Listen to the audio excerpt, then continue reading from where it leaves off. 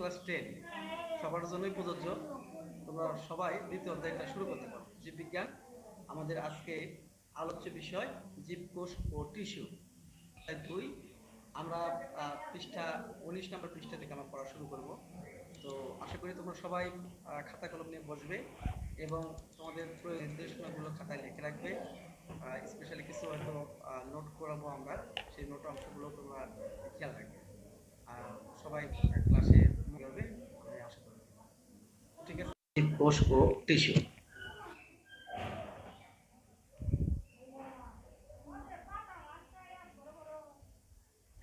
আমরা প্রথমত যে বিষয়টা নিয়ে আমরা আলোচনা করব সেটা হলো জীবকোষটা কি। আমরা যদি একেবারে সিম্পলি আমরা যদি বলি জীবকোষ কি, অনেকের কাছে খুব সহজ একটা সংজ্ঞা আছে, জীবদেহের গঠন, কার্য এবং জনন একক। একেবারে প্রাইমারি লেভেলে বলা হতো জীবকোষ কি, জীবদেহের গঠনের একক। হ্যাঁ, অবশ্যই একটা জীবকোষকে তার স্ট্রাকচারালি যে অবয়বটা দরকার, তার গঠনটা দরকার, সেটা কিন্তু পুরোটাকে আমরা জীবকোষ বলতে পারি। তো তারপরেও কাজ হয় কিন্তু কোষের ভিতরে জৈবিক কার্যকলাপ, যেগুলো জীবজ ক্রিয়াকলাপ, এগুলো সবগুলো কিন্তু সম্পন্ন হয়। এটা একটা গুরুত্বপূর্ণ ফ্যাক্টর। আবার কাজ হয়, গঠন হয় এবং একইভাবে জননেরও কিন্তু কোষের প্রয়োজন হয়।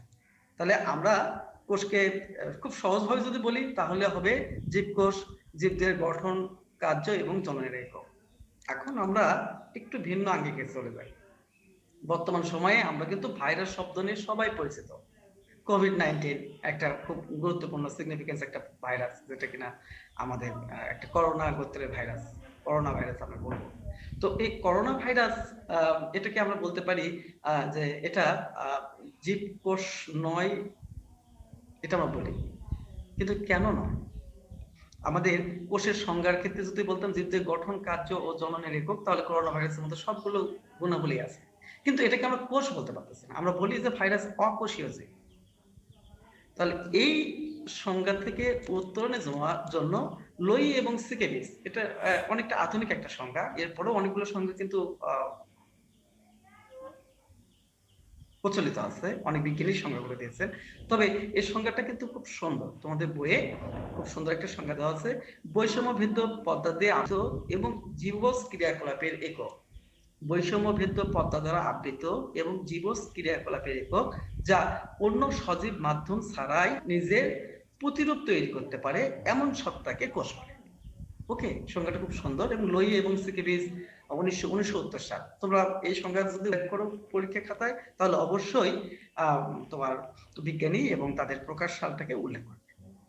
তাহলে আমরা সংজ্ঞাটা এভাবে দিতে পারি: বৈষম্য ভেদ্য পদ্মা দ্বারা আবৃত এবং জীবজ ক্রিয়াকলাপের একক, যা অন্য সজীব মাধ্যম ছাড়াই নিজের প্রতিরূপ তৈরি করতে পারে এমন সত্তাকে কোষ বলে। ওকে, আমরা কোষের সংজ্ঞাটা আমরা জানলাম। এখন এখানে এই সংজ্ঞার ভিতরে বেশ কিছু বিষয়গুলো আমাকে বোধগম্য হওয়া দরকার। বৈষম্য ভেদ্য পদ্মা কাকে বলে? আমরা কিন্তু পদ্মাকে 3টা ভাগে ভাগ করেছিলাম।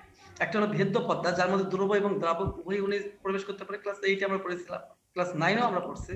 আবার একই সঙ্গে আমরা বৈষম্য ভেদ্য বা যেটাকে অর্ধভেদ্য পদ্মা বলা হয়, যেখানে শুধুমাত্র দ্রাবক অণু ট্রান্সফার হয় কিন্তু দ্রব মানে চিনির অণু, বড় অণুগুলো যাইতে পারে না, সেটাকে আমরা অর্ধভেদ্য পদ্মা বলতে পারি।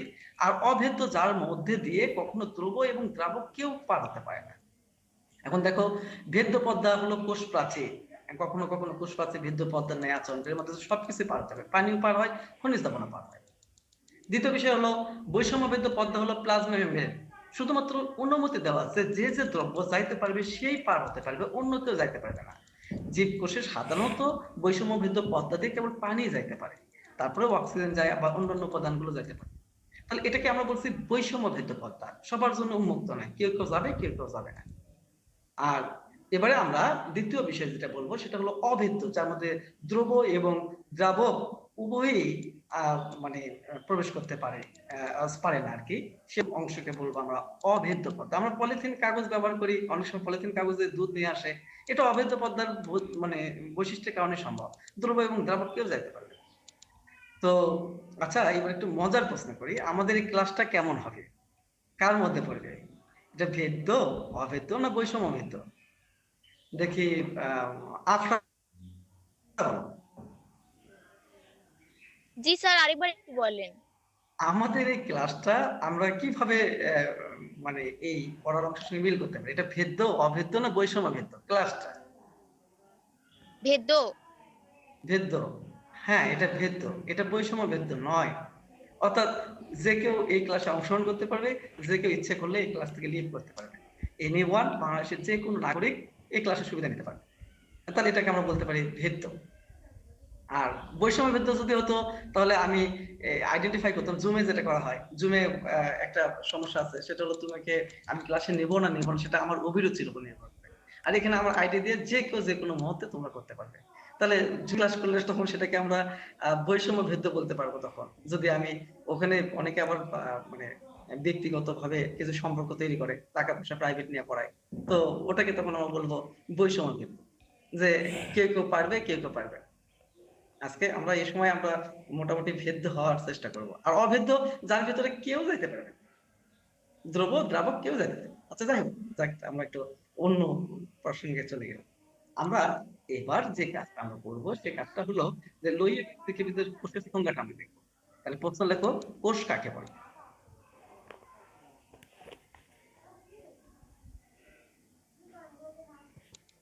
আচ্ছা, সংজ্ঞার দ্বিতীয় অংশে আরেকটা শব্দ দেওয়া আছে। শব্দটা হলো এরকম যে জীবজ ক্রিয়াকলাপের একক। ইটস ইন্টারেস্টিং ওয়ার্ড, জীবজ ক্রিয়াকলাপ। জীবজ ক্রিয়াকলাপ বলতে আমি কি বুঝবো? এখানে মজার বিষয় হলো একটা জীবদেহে যে সকল ক্রিয়াগুলো ঘটে। এখন জীবকোষে কি কি ঘটে, জীবদেহে কি কি গুলো ঘটে? আহ, যেমন কোষ বিভাজন হবে, এটা একটা জীবজ ক্রিয়ার একটা অংশ। প্রজনন হবে, এটা একটা জীবজ ক্রিয়া। রেচন হবে, বর্জ্য পদার্থগুলো বের হবে, এটা একটা জীবজ ক্রিয়া। এরপরে আমাদের সালোক সংশ্লেষণ জীবজ ক্রিয়াকলাপ। শ্বসন প্রক্রিয়ায় শক্তি উৎপন্ন হবে, এটাও জীবজ ক্রিয়াকলাপ। একইভাবে বিভিন্ন এনজাইমের উপস্থিতিতে নানা রকম বিক্রিয়া ঘটে, জৈব রাসায়নিক বিক্রিয়া, এটাও জীবজ ক্রিয়াকলাপ। তো এইরকম একটা ইউনিট যাকে আমরা কোষ হিসেবে আলাদাভাবে আমরা চিহ্নিত করছি। তো আর আরেকটা গুরুত্বপূর্ণ বিষয় হলো অন্য কোনো সজীব মাধ্যম ছাড়াই নিজের প্রতিরূপ তৈরি করতে পারে। একটু খেয়াল করে দেখো, এখানে আমাদের একটা ব্যাকটেরিয়া ছবি দেওয়া। এই ব্যাকটেরিয়া কিন্তু অন্য কারো সাহায্য দরকার হয় না, নিজে নিজে মাঝখানে দ্বিখণ্ডিত হতে পারে বা অন্য কোনো উপায়ে তার স্পোর তৈরি করতে পারে। সেক্ষেত্রে ব্যাকটেরিয়া কিন্তু অন্য সাহায্য ছাড়াই নিজের সংখ্যা বৃদ্ধি করতে পারে। আমি যদি করোনা ভাইরাসের কথা বলি, একটা করোনা ভাইরাস তোমার দেহে প্রবেশ করেনি, তোমার হাতের সঙ্গে লাগে, তাহলে করোনা ভাইরাস কিন্তু সারা জীবনও তার সংখ্যা বৃদ্ধি করতে পারবে। তার স্পেসিফিক জায়গা আমাদের শ্বাসনালী অথবা মেমব্রেন যেটা বলা হয়, এই মেমব্রেনে সে স্থিত হবে, মেমব্রেন কোষে সে আক্রমণ করবে এবং সেখানে সংখ্যা বৃদ্ধি করবে। তাহলে তার সংখ্যা বৃদ্ধি করার জন্য অন্য একটা জীবজ এককের প্রয়োজন হবে, জীবজ কোষের প্রয়োজন হবে। তাহলে সেক্ষেত্রে ভাইরাসকে আমরা কোষ বলতে পারি না, যে কারণে আমরা লোই এবং সিকেবিজের সংজ্ঞাটাকে আরো বেশি মানে আধুনিক বলতে পারি, মানে বিগত সংজ্ঞার চেয়ে। জীবদের গঠন, কার্য ও জননী এককে কোষ বলে, আমরা সংজ্ঞাটাকে একেবারে ফেলে দিতে পারবো না, দ্যাটস কারেক্ট। বাট সেখানে ভাইরাসকে আমরা মানে সিগনিফিকেন্সলি, মানে একেবারে নির্দিষ্ট ভাবে আমরা কিন্তু ভাইরাসকে কোষ না কোষ নয় এটাকে আমরা বলতে পারতেছি। কিন্তু পরবর্তীতে লোইস সিকেবিজের সঙ্গে কিন্তু একেবারেই বলা হলো কে কোষ হবে আর কে কোষটা হবে। তাহলে আমি আশা করি তোমরা সবাই বুঝতে পেরেছো, এবং আমরা কোষটাকে নিয়ে আমরা আমাদের কনসেপ্টটাকে আরো দৃঢ় করব। এবং এই চ্যাপ্টারে শুরুতে একটা শব্দ তোমাকে জানতে হবে, সেটা কোষ। এটা জানতে পারলে চ্যাপ্টারের বাকি অংশ খুব সোজা হবে। আমরা সেই দিকে সামনের দিকে অগ্রসর হব। আমরা কোষের প্রকারভেদ আমরা করি। তা আমরা যে বললাম যে বৈষম্যভেদ্য পদ্ধতি দ্বারা আবৃত এবং জীবজ ক্রিয়াকলাপের একক, যা অন্য কোনো সজীব মাধ্যম ছাড়াই নিজের প্রতিরূপ তৈরি করতে পারে, এরূপ আমরা কোষ বলেছি। তো আমরা এরপরে আমরা দ্বিতীয় অংশ যেটা আমরা কাজ করবো সেটা হলো কোষের প্রকারভেদ। আমরা কোষকে দুই ভাগে ভাগছিলাম, গঠনের গত পার্থক্যের উপর আছে, আকৃতিগত কাজের গত বিভিন্ন ভাবে আমরা ভাগ করতে পারি। তবে গঠনের ভিত্তিতে আমরা কোষকে দুই ভাগে ভাগ করবো, একটা হলো আদি কোষ আর একটা হলো প্রকৃত কোষ। আদি শব্দের অর্থ হলো আগে, মানে একে পুরাতন। তাহলে এই কোষকে পুরাতন করা বলা হয় কেন? বিবর্তনের ধারায় কনসেপ্ট নেওয়া হয় যে আগের দিনে যে সকল প্রাণীগুলো বা উদ্ভিদগুলো পৃথিবীতে এসেছিল তাদের আকৃতি, তাদের বৈশিষ্ট্য ঠিক অনুরূপ বৈশিষ্ট্যে অনুরূপ হয়, তাই তাদেরকে আমরা আদি জীব বলেছিলাম। তো ওদের মধ্যে এখনো সেই সত্তা, সেই বৈশিষ্ট্যগুলো এখনো বিদ্যমান, তাই ওদেরকে আমরা বলছি আদি কোষ। আর প্রকৃত কোষের ক্ষেত্রে যাদের ক্ষেত্রে অবশ্যই সুনির্দিষ্টভাবে আধুনিক কিছু বৈশিষ্ট্য, নতুন কিছু বৈশিষ্ট্য আমরা দেখবো। সেই বৈশিষ্ট্য সম্পন্ন কোষগুলো কিন্তু এখন পৃথিবীতে সবচেয়ে বেশি পরিমাণে অথবা মানে তাদের কার্যকলাপের দিক থেকে তারা উন্নত, তাদেরকে আমরা প্রকৃত কোষ বলি। এখন আমরা ২ টা কোষের মধ্যে কম্পেয়ার করি আরকি। ইউক্যারিওটস মানে ইউক্যারিওটের ক্ষেত্রে বলবো যে কোষগুলো প্রকৃত কোষ, একে ইউক্যারিওট বলবো। প্রোক্যারিওট বলবো আমরা যাদের কোষগুলো আদি প্রকৃতির, তাদেরকে প্রোক্যারিওট বলবো। খুব সহজ করে আমি বললাম। কিন্তু ইনার কিছু বৈশিষ্ট্য আছে। অভ্যন্তরীণ কিছু বৈশিষ্ট্যগুলো নিয়ে আমরা এবারে আলোচনা। আদি কোষের ক্ষেত্রে আমরা একটা বিষয় লক্ষ্য করব যে নিউক্লিয়াস সুগঠিত হবে। মার্ক ইট। এটাকে মার্ক করে রাখো। আদি কোষের নিউক্লিয়াস সুগঠিত হবে। আর প্রকৃত কোষের নিউক্লিয়াস সুগঠিত হবে। এখন তুমি বলতে পারো সুগঠিত নিউক্লিয়াস কাকে বলে?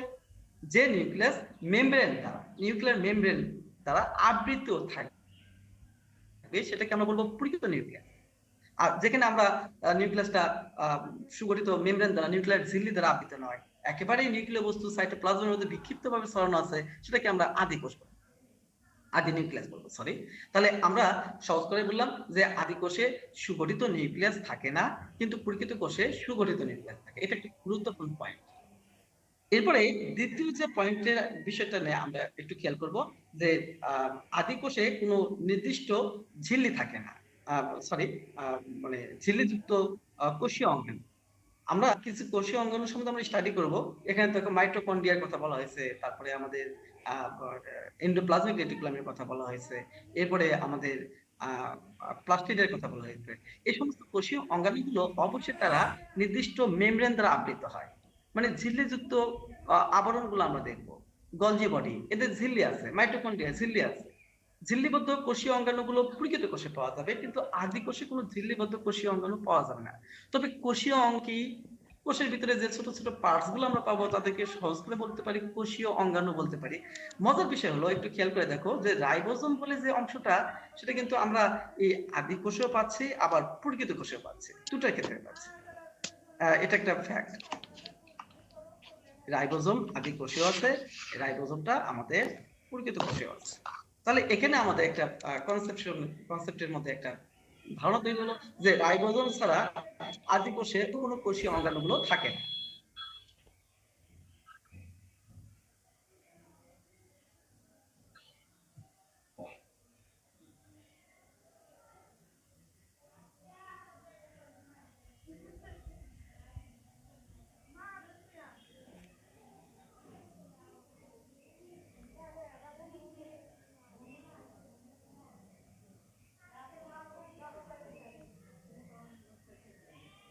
আচ্ছা, সরি, আমি এর মধ্যে একটু ছোট্ট কাজ করতেছি। ছাদে একটু কিছু গাছ লাগাতে হবে। আজকে আমাদের দেশের ক্রান্তিকাল, প্রতিটা নাগরিকের দায়িত্ব, তোমাদেরও দায়িত্ব। তোমাদের পক্ষে সম্ভব হলে যে কোনো ভাবে, যে কোনো অংশে তোমরা কিছু গাছ লাগাও, কিছু উৎপাদন করো। এছাড়া আমরা হয়তো ভয়ঙ্কর খাদ্য সংকটে যাবো। এখন থেকে প্রস্তুতি নিতে হবে। আমাদের যা রিজার্ভ আছে হয়তো আগামী ৬ মাস হয়তো আমরা চালাতে পারবো। ৬ মাস পরে কিন্তু আর পাবো না। সেক্ষেত্রে আমাদের অত্যাধুনিক কলা কৌশলগুলো ব্যবহার করতে হবে। আমরা ঘরের ভিতরে কিন্তু আমরা পেঁয়াজের পাতা তৈরি করে নিতে পারি। একটা পেঁয়াজকে আমরা দীর্ঘায়িত করতে পারি, অনেকদিন ধরে আমরা খেতে পারি। পাতাগুলো কেটে করে সবজি হিসেবে আমরা খেতে পারি। ভিটামিন সি পাবো। আবার যেহেতু ভাইরাস বিহীন, আমাদের দেহের উপযোগী অনেক উপাদানগুলো সেখানে পাবো। অনেকগুলো মিনারেলস আমরা সেখান থেকে সংগ্রহ করতে পারবো। ভালো থাকো সবাই। যাই হোক, আমরা একটু ক্লাসে ফিরে আসি। আমাদের আদি কোষ আর প্রকৃত কোষের দ্বিতীয় পার্থক্যের ক্ষেত্রে বলতো যে আদি কোষে রাইবোজোম ছাড়া অন্য কোনো কোষীয় অঙ্গাণু থাকে না, কিন্তু প্রকৃত কোষে রাইবোজোম সহ অন্যান্য কোষীয় অঙ্গাণুগুলো থাকে। দ্বিতীয় বিষয় বলা হলো যে এদের ক্রোমোজোমে কেবলমাত্র আদি কোষে ডিএনএ থাকে, আর প্রকৃত কোষে ডিএনএ, প্রোটিন, তারপরে হিস্টোন এবং অন্যান্য উপাদানগুলো আমরা পাবো। এটা খুব গুরুত্বপূর্ণ একটা বিষয়।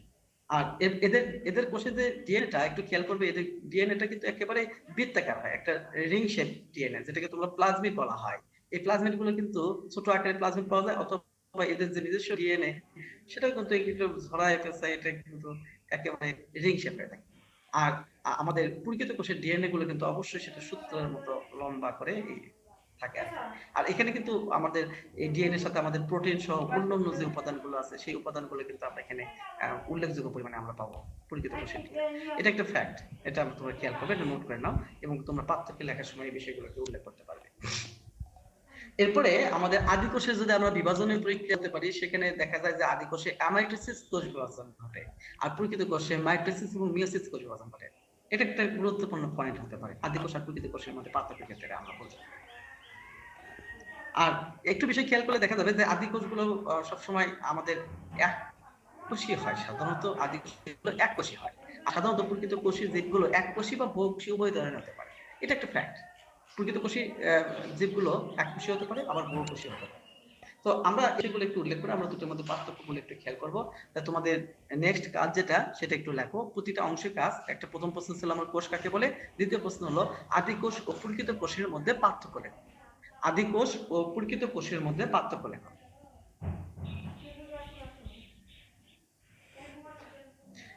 এবারে দেখো, কাজের উপর ভিত্তি করে আমরা কোষকে আমরা দুই ভাগে ভাগ করতে পারি। একটা বলা হয়েছিল দেহ কোষ, আর একটা বলা হয়েছিল জনন কোষ। এখন সোমাটিক সেল আর রিপ্রোডাক্টিভ সেলস এর ক্ষেত্রে বলে গ্যামেটিক সেল যেটাকে বলছিলাম আমরা। তো সোমাটিক সেলের ক্ষেত্রে বলেছে জীব দেহ গঠনকারী, তোমার দেহ গঠন করেছে যে কোষগুলো সবগুলো কিন্তু দেহ কোষ। ভেরি ইন্টারেস্টিং ফ্যাক্ট, তোমার দেহ গঠনকারী যে অংশগুলো সবগুলো কিন্তু দেহ কোষ। ইভেন আমাদের জননাঙ্গ যে তৈরি করবে সে কোষটাও কিন্তু দেহ কোষ। বাট জনন কোষ যেটা জনন কাজে অংশগ্রহণ করবে, যৌন জননে অংশগ্রহণ করবে, শুক্রাণু, ডিম্বাণু, পরাগরেণু, এদেরকে আমরা বলবো রিপ্রোডাক্টিভ সেল বা জনন করবো আমরা, গ্যামেটিক সেল বলতে পারি। আর একটু বিষয়, আরো একটু ইন্টারেস্টিং বিষয় এখানে আছে, তোমাদের একটু খেয়াল রাখতে হবে। সেটা হলো যে আমাদের দেহ কোষের বিভাজন কিন্তু মাইটোসিসের মাধ্যমে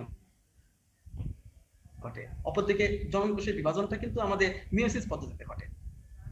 আর দেহকোষ সব ধরনের জীবকোষই পাওয়া যায়, আর যাদের সুস্পষ্ট জনক্রম দেখায়, জনক্রম কথা বলা আছে। জনক্রম কাকে বলা, এই শব্দটা একটু তোমাদের জন্য নিউয়ার হতে পারে, নতুন হতে পারে।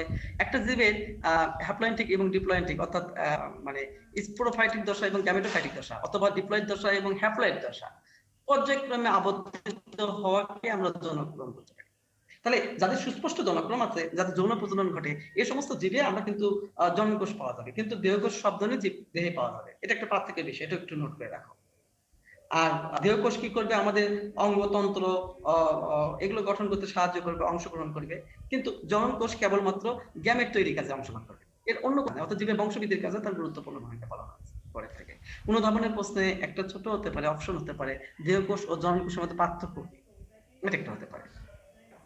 তাহলে দেহকোষ সর্বদা হ্যাপ্লয়েড, কিন্তু জনন কোষ হ্যাপ্লয়েড অথবা ডিপ্লয়েড উভয়ই হতে পারে। নেক্সট অংশ, আমরা উদ্ভিদ এবং প্রাণী কোষে আমাদের কিছু অঙ্গাণু সম্বন্ধে আমরা একটু জাস্ট একটু আইডিয়া টুকু নেব। আজকে ক্লাসে আমরা এখানে ওয়ালাইকুম আসসালাম। আমরা মাইক্রোফোন অফ করব। আমাদের দ্বিতীয় যে কাজটা সেটা হলো আমাদের উদ্ভিদ কোষ এবং প্রাণী কোষের একটা কনসেপ্ট বানাতে দেবো, যে আসলে কোষগুলোর মধ্যে আসলে ওভারঅল কি আমি দেখতে পাবো, সেই বিষয়টাকে নিয়ে আমরা একটু খেয়াল করবো। আমাদের আজকে আলোচ্য বিষয় সেলস। এখন সেলসের ভিতরে দেখো, এখানে আমাদের প্রধানত ইউক্যারিওটিক কোষটা নিয়ে আমরা মেইনলি আলোচনা করব। এখানে একটা বেশ অংশ দেখতে পাই। একটা সেলের খুব গুরুত্বপূর্ণ প্রপার্টিস হলো, তার সম্পদ হলো, তার অংশ হলো, সেটা হলো আমাদের প্লাজমা মেমব্রেন। যেখানে প্লাজমা মেমব্রেন নাই তাকে আমরা কোষ বলতে পারবো না, অদ্রবিত পর্দা নাই তাকে আমরা কোষ বলতে পারবো না। এরপরে ভিতরে আমাদের সাইটোপ্লাজম থাকতে হবে, এবং প্লাজমা মেমব্রেন এবং সাইটোপ্লাজম সব মিলেই কিন্তু আমাদের প্রোটোপ্লাস্ট আর কি। তো কোষের ভিতরকার স্বচ্ছ থকথকে জেলির মতো যে বস্তু থাকে তাকে প্রোটোপ্লাজম বলা হয়। প্রশ্ন লেখো, প্রোটোপ্লাজম কি?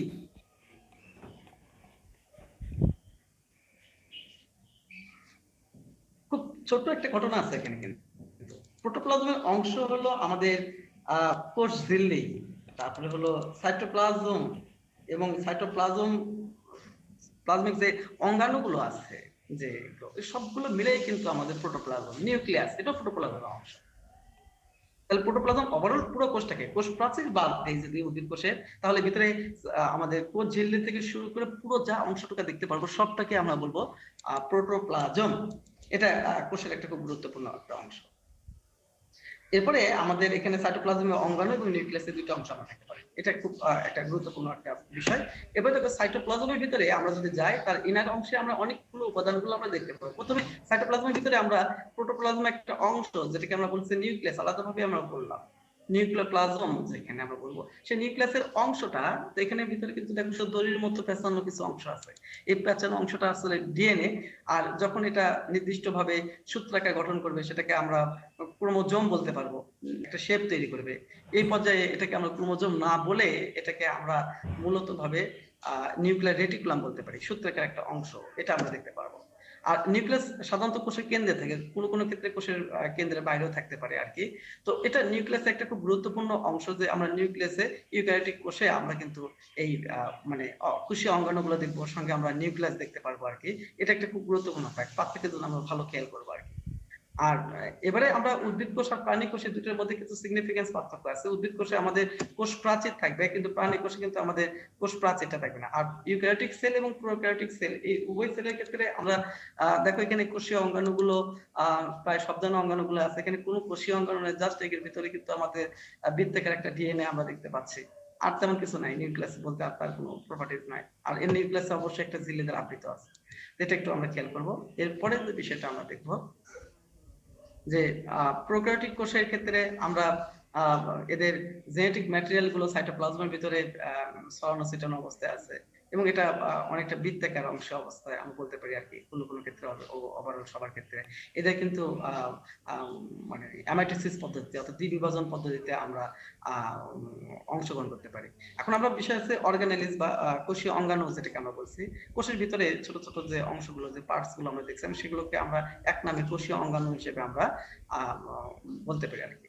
তো এই কোষীয় অঙ্গাণুগুলোর মধ্যে বেশ কিছু কোষীয় অঙ্গাণুগুলো রয়েছে আমাদের ইউক্যারিওটিক কোষে। তবে এই কোষীয় অঙ্গাণুগুলোকে আমরা দুইটা ভাগে ভাগ করবো, একটা হলো ঝিল্লিবদ্ধ কোষীয় অঙ্গাণু, আর একটা হলো ঝিল্লিবিহীন কোষীয় অঙ্গাণু।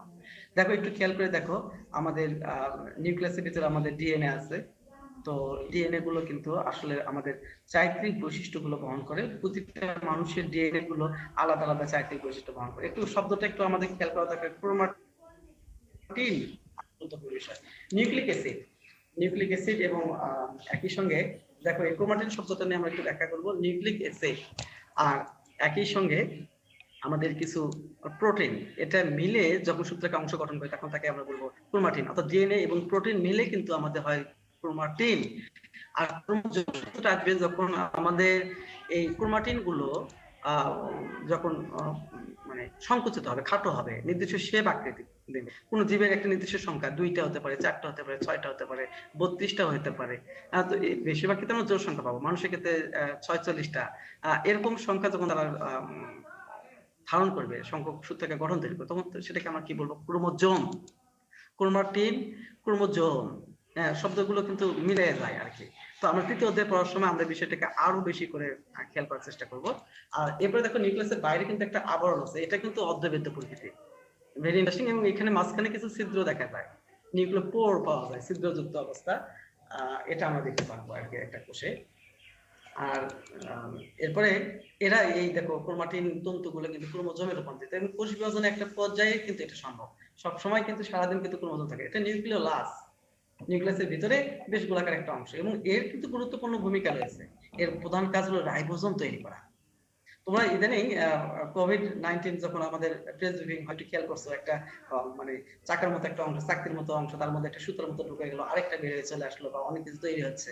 That's called ribosome. কিন্তু তোমাদেরকে যেটা দেখানো সেটা ছিল রাইবোজোম। রাইবোজোমের ভিতরে ওই কোভিড-19 তার আরএনএটা প্রবেশ করে দিয়ে ডাইরেক্ট সে কি করে, তার চারিত্রিক বৈশিষ্ট্য উপযোগী যা যা দরকার সে সব তৈরি করে নেয়, দিয়ে ঢুকবে তোমার দেহের উপাদানগুলোকে ব্যবহার করে নিয়ে তার মতো প্রোটিন তৈরি করবে, তার মতো নিউক্লিক অ্যাসিড তৈরি করবে, যা যা দরকার সব এনজাইম তৈরি করে নেয়। অর্থাৎ তোমার দেহে ঢোকার পরে তোমার সমস্ত দায়িত্বগুলো নিয়ে নেবে, জাস্ট লাইক প্লেন ছিনতাইয়ের মতো।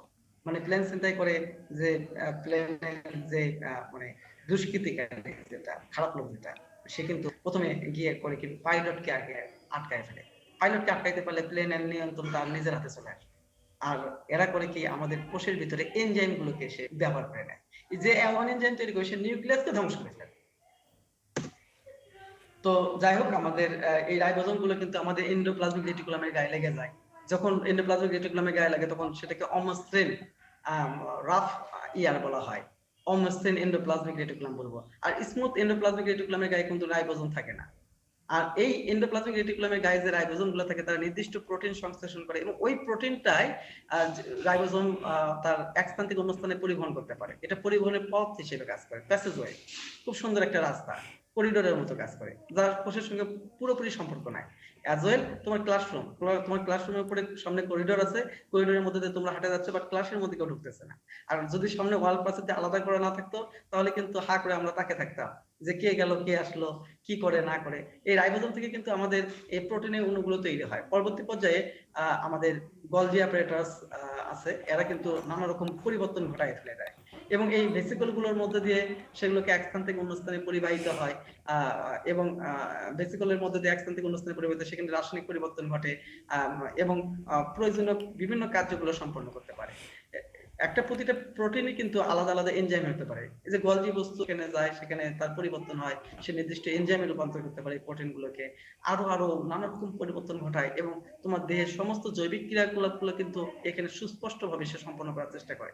এবং এটা একটা খুব ইন্টারেস্টিং যে তোমার প্রোটিন, তোমার এনজাইম তোমার মতোই হবে, অন্য কারোর মতো হবে না এবং তার নির্দিষ্ট গুণাবলী থাকবে, একেবারে তোমার গুণাবলী। আমি চেষ্টা করলেও কিন্তু টাইফের মানে প্রোটিন আমার দেহে লাগাইতে পারবো না, কারণ টাইফের প্রোটিন একরকম, আমার প্রোটিন অভিন্ন রকম। আমরা যে মুরগির ডিম খাই, মুরগির ডিমের যে প্রোটিন আছে, সেই মুরগির ডিমের প্রোটিন মুরগির দেহের উপযোগী, ওটাকে পরিপাক ক্রিয়ায় আমরা ভেঙে সরল উপাদান করবো যেটা আমার দেহের উপযোগী হবে। It's a interesting fact. তো এরপরে দেখো আমাদের পরবর্তী দেখো যে এখানে আমাদের কার্বোহাইড্রেট কখনো কখনো প্রোটিনের সঙ্গে যুক্ত হতে পারে। আমরা এখন একটু খেয়াল করবো যে এনিমেল সেল আর প্লান্ট সেলের মধ্যে মেইন পার্থক্যটা কোন জায়গায়। প্রাণী কোষে কোনো প্লাস্টিক থাকবে না, এটা একটা খুব গুরুত্বপূর্ণ ফ্যাক্ট। আর আরো কিছু পার্থক্য আছে, সূক্ষ্ম পার্থক্যগুলোর মধ্যে হলো প্রাণী কোষে কিন্তু সঞ্চিত খাদ্যগুলো কিন্তু ছিল আমাদের গ্লাইকোজেন, সঞ্চিত শর্করার নাম গ্লাইকোজেন। আর উদ্ভিদ কোষে সঞ্চিত শর্করার নাম হলো স্টার্চ, মানে শ্বেতসার জাতীয় খাদ্যগুলো উদ্ভিদ কোষে সঞ্চিত থাকে শর্করা হিসেবে, আর প্রাণী কোষে থাকে হলো গ্লাইকোজেন হিসেবে। এটা একটা পার্থক্য পয়েন্ট হতে পারে। উদ্ভিদ কোষে নিউক্লিয়াসটা দেখো প্রায় কেন্দ্রে অবস্থান করে, কারণ কোষ গহ্বরগুলো ছোট, আর প্রাণী কোষে বড় কোষ গহ্বর থাকার কারণে নিউক্লিয়াসটা পরিণত কোষের পাশের দিকে চলে যায়, তবে সবার ক্ষেত্রে সবসময় প্রযোজ্য না। এটা একটা গুরুত্বপূর্ণ ফ্যাক্ট। তো আগামী দিনের কাজ হলো উদ্ভিদ কোষ আর প্রাণী কোষের মধ্যে পার্থক্য, এটা কমপ্লিট করবে। আশা করি আগামী দিন তোমাদের আমি নতুন রুটিন দেবো, শিডিউল দেবো আমার ফেসবুক প্রোফাইলে, তোমরা সেখান থেকে দেখে নেবে, সেই অনুযায়ী ক্লাসে অংশগ্রহণ। মতো এখানে আমার ক্লাসটা শেষ করতেছি। আল্লাহ হাফেজ, সবাই ভালো থাকবেন।